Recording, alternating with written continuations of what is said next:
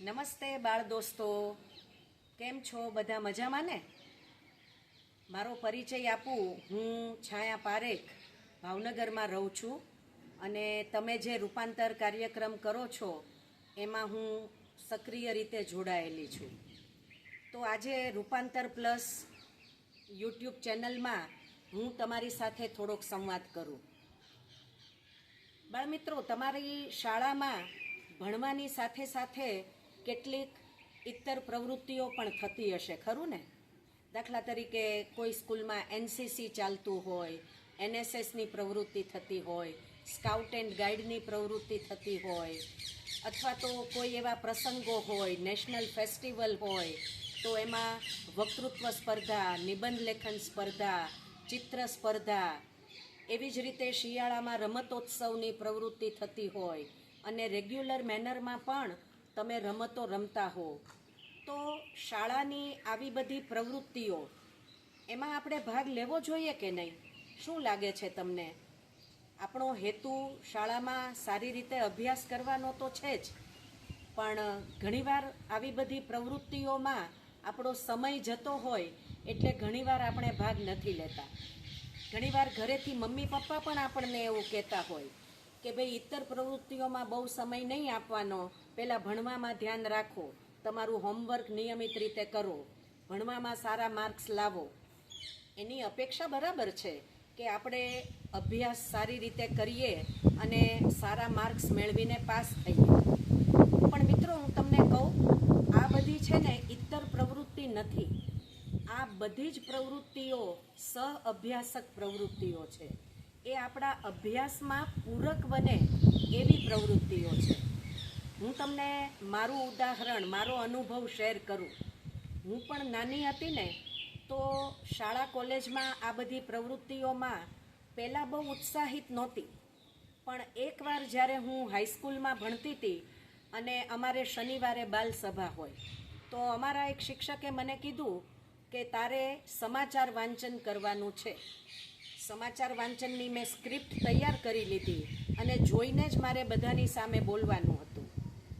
પણ મારો એ દિવસનો અનુભવ તમને કહું કે હું જેવી બોલવા ઊભી થઈને તો મને આમ તો પસીનો છૂટી ગયો, મારા હાથમાં મારો કાગળ આમ ધ્રુજવા માંડ્યો, મારા પગ ધ્રુજવા માંડ્યા અને મારો આત્મવિશ્વાસ જ જાણે ગુમ થઈ ગયો અને મારું ગળું સુકાવા લાગ્યું અને મને આંખે જળજળિયા આવવા માંડ્યા અને હું જોઈને પણ એ સમાચાર વાંચી ન શકી. પહેલો અનુભવ મારો આવો હતો, પણ મેં એ કામ છોડ્યું નહીં અને પછી તો વક્તૃત્વ સ્પર્ધાઓમાં ભાગ લેતી, ડિબેટ કોમ્પિટિશનમાં ભાગ લઉં, સાંસ્કૃતિક કાર્યક્રમોમાં મેં નાટકોમાં પણ ભાગ લીધો અને તમે જુઓ આજે હું તમારી સામે કેવી સરસ રીતે રજૂઆત કરી શકું છું ને. તો આવી પ્રવૃત્તિઓમાં ભાગ લેવો એ ખૂબ ઉપયોગી બને છે. આપણી ઘણી બધી સ્કિલ ડેવલપ થાય છે. તમે વક્તૃત્વ સ્પર્ધામાં ભાગ લો એટલે તમે પ્રેઝન્ટેશન સ્કિલ, તમારું રજૂઆતનું કૌશલ્ય એ વિકસે છે. તમે નિબંધ લેખન સ્પર્ધામાં ભાગ લો તો તમારી રાઇટિંગ સ્કિલ ડેવલપ થાય છે અને એ વસ્તુ તમને તમારી અભ્યાસની પરીક્ષાઓમાં અને સ્પર્ધાત્મક પરીક્ષાઓમાં પણ આ રાઇટિંગ સ્કિલ, તમારી પ્રેઝન્ટેશન સ્કિલ બહુ જ ઉપયોગી બને છે. તદુપરાંત તમે સાંસ્કૃતિક કાર્યક્રમોમાં ભાગ લો, તમને આનંદ સાથે એક્સરસાઇઝ મળે છે. રમતગમત તો આપણામાં નેતૃત્વ અને ટીમવર્કની ભાવના કેળવે છે અને જે રમતગમતમાં હોય ને એ ક્યારેય હારથી નિરાશ ન થાય. તો આવી ઘણી બધી સ્કિલ એ આપણે આના દ્વારા કરી શકીએ છીએ.